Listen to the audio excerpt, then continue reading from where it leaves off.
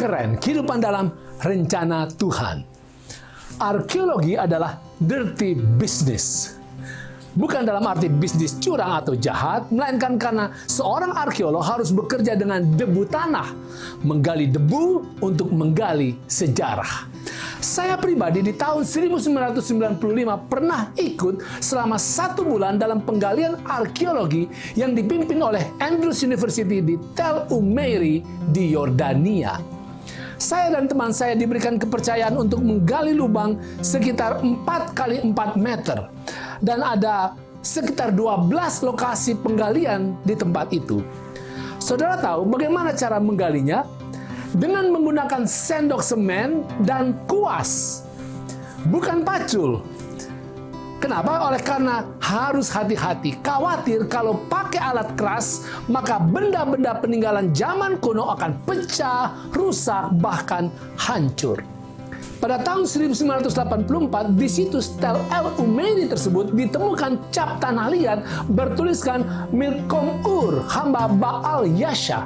Ini jelas merujuk pada Baalis, Raja Amon kuno yang disebut dalam Yeremia 40 ayat 14. Raja ini dikatakan telah berencana melawan Raja Yudea di ambang kehancuran Babel.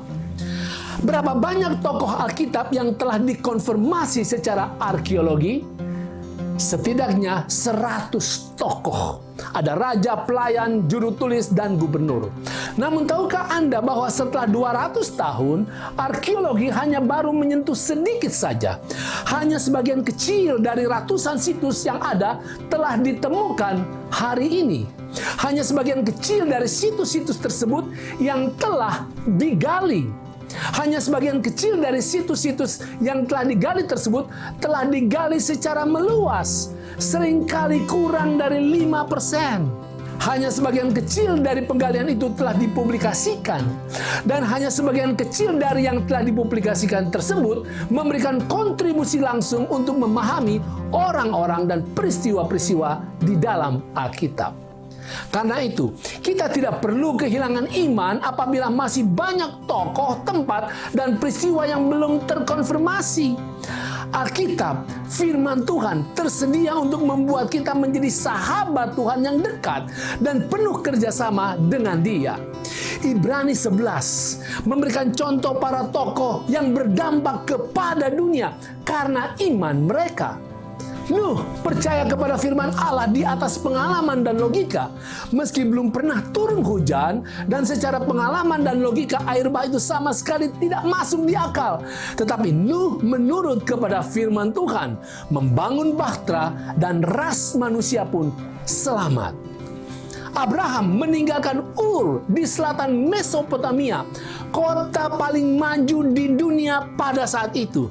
Dia pergi tidak tahu mau kemana, tetapi dia memilih untuk bertindak berdasarkan firman Tuhan. Musa memilih untuk menjadi seorang gembala yang memimpin umat Allah ke tanah perjanjian melewati padang belantara, daripada menjadi raja atas Mesir, kekaisaran terbesar pada zaman itu. Dia percaya pada suara yang maha kuasa yang memanggil dari semak belukar yang terbakar.